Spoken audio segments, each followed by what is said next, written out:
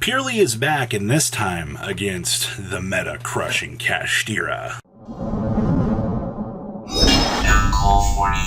34% of you that have not smashed the living crap out of that subscribe button, smash it so we can climb up the 100k ladder here. So today we are going to be suing Oozlehole here, starting an uphill battle against Kashtira. And let me tell you, this matchup ends up being really who gets the chance to go first. Now, one of the things I've really been enjoying from Musa has been Life Force Sword. Now, for those of you that don't know what the heck this thing actually does, it lets you banish one random card from your opponent's hand face down. And during your opponent's 4th standby phase after this card's activation, return that card to the hand. Yes, this works with Kashtira. Yes, this basically blinds a card out of the opponent's hand for you to trigger your effects, which, you know, at the end of the day, might be something really worth exploring the option tree for, because you're not going to get the game to the 4th turn. Like, let's just be honest here with that. That's not how that works. So we're going to start things off down here. We have our good friend, the Dimension Shifter, to make the game go topsy-turvy. Special Fenrir to get into Unicorn. Alright, we're going to go ahead and Sacred Sword on off. Oh, look, we got the Ogre, and we got good old Parios here. Time to slam down Parios and go search for Rise Heart. Alright, special down the Unicorn because we no longer control a monster, which will get us into the Birth, which means we can normal summon. Just kidding. We're going to go ahead and bring down Rise Heart here and attempt the effect, which we're going to impermanent. Good stuff. We're going to slam down Birth, we're going to revive the Fenrir, and then we get our free additional Chicken Tendy here, which is the Ogre. Yay, we did it. Ogre is going to grab Big Bang for us. We're going to go ahead and make the Shangri-La here. Alright, mission accomplished, and we're going to go ahead and set the Life Force Sword, set the Big Bang. It was not the craziest field in the world, but that's fine. We're going to go ahead and bring out the Unicorn. Now, unfortunately, we opened up Purrely, my friend, Purrely Leap, Purrely Happy Memories, and the Sleeping Memory. Unfortunately, there's not really much we're going to be able to do here, and you are going to see a pretty big Noparu there. Yep. Game 1 ends actually concealing info from our opponent. Now, a lot of people will wonder, you know, what's the real point in scooping so early on in a game? Well, it's to make sure that your opponent gets zero knowledge of what you're playing. And this was actually a really good call from Oozlehole here to make sure that, you know, we concealed what we were playing. That way we could make sighting a lot more difficult for them.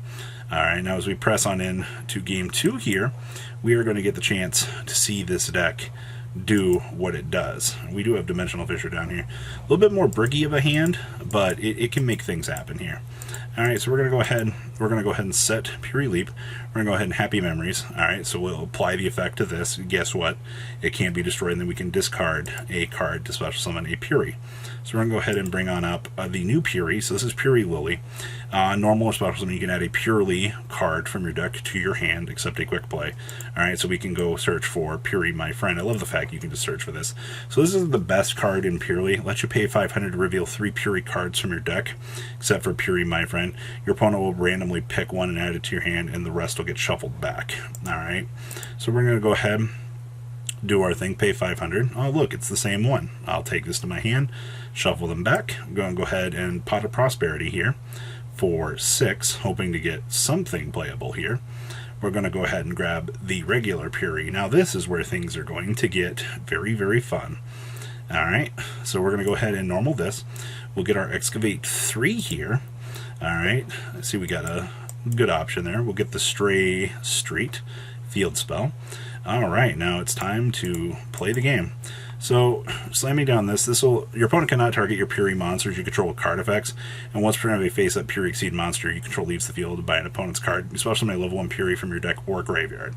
Alright, so time to start the value tree here. That is this. So we're going to go ahead and make our overlay, and then we're going to go ahead and Delicious Memory in combination with a Lily here to construct the next overlay here. Alright, and then we're going to go ahead and we're going to make Plumperoo here. So once per turn, you target up to 2 spell and trap cards in any graveyard and attach them to this card as material. This is a quick effect if it has Delicious Memory, and then you can do that thrice per turn. And then we also have the Beauty over here. Once per turn, target 1 effect monster opponent controls, negate its effects till the end of the turn. This is a quick effect if it has Pretty Memory loaded on up. So we have basically 2 interruptions, or we'll have 2 interruptions here. So we're going to go ahead and plump it on up. We're going to go ahead and target our spells. Go ahead and suck these on up. Ta-da! And then we're going to go ahead and get another spell loaded on up here. Here comes the Sleepy on up to that, and then we're going to go ahead and pass turn. So now we're going to go ahead and get some additional effects here to draw 2. Alright, good stuff. Now we're going to slam down into main phase 1. Now we begin what we like to call the uphill battle here. Main phase 1 is a go. Alright, we're going to go ahead and slam down Di-Fi. Down comes the Unicorn. We're going to go ahead and negate this with Beauty. Alright, big think here. Go ahead and Econ Tribute. Interesting. We're going to go ahead and rank up our target. And then it is Plump time. Plump to go ahead and suck on up. And now we're going to make the Expure here. So you can also exceed some of this card by using a rank 2 monster you control materials. This card with 5 or more materials is unaffected by your opponent's activated effects.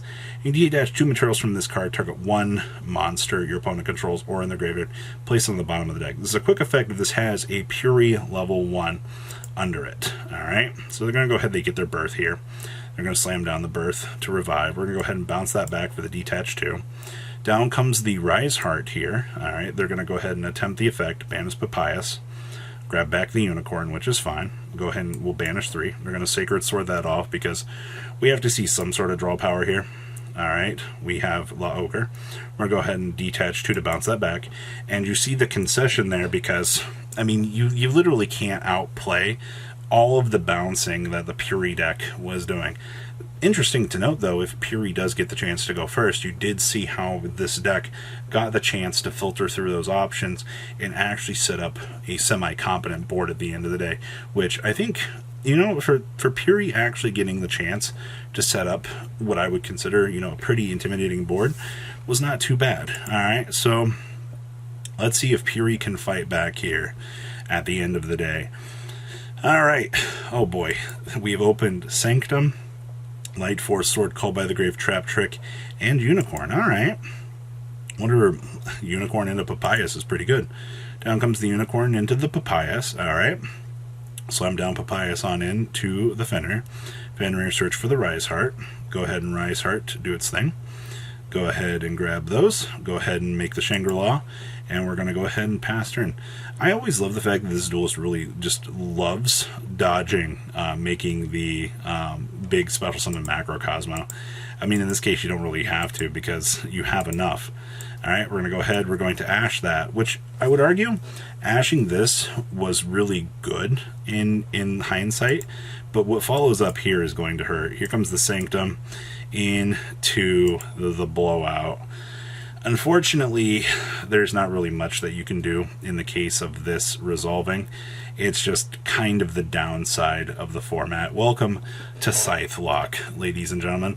But I do want to point out a couple things about Purrely here. You know, even though this deck looks very, very, very off the grid and roguish, which I think it is, the deck has a lot of cool synergy. It just sucks that we're going to have to wait until February, or excuse me, until May, really, for the next core set for this deck to really get the chance to pop off, because this new card right here is the thing that really does bring life back into this deck. Being forced to only play the one main deck monster currently hurts the deck in so many ways, and obviously once you get that additional material that you're able to kind of filter through, the game plan for this deck will change quite a lot. You'd be really surprised what one additional monster can do. And for those of you that have enjoyed Purrely out here, trust me when I say this, I think the deck will give you a nice breath of fresh air into the game and kind of just give you some chance to see some diversity. And also, you know, you got the chance to see Life Force Sword out here. I don't know how much Life Force Sword is going to take off out here as a tech choice, but man, it is very hilarious just to kind of see some of the little tech options that players can bring to the format. You know, we had Mushroom Man number 2, Life Force Sword, and like I said, this card having to be till the opponent's 4 standby phase, they're never getting that card back. It's gone forever. Like, you know, you can just go ahead and chomp it up as a material underneath a Rise Heart, and they're like, oh, it's gone. So I hope that you guys enjoyed some interesting Yu-Gi-Oh! Please leave a comment down below, tell me what you guys think, and I will see your beautiful faces back here later in the day, guys. Peace out. Patrons, thank you.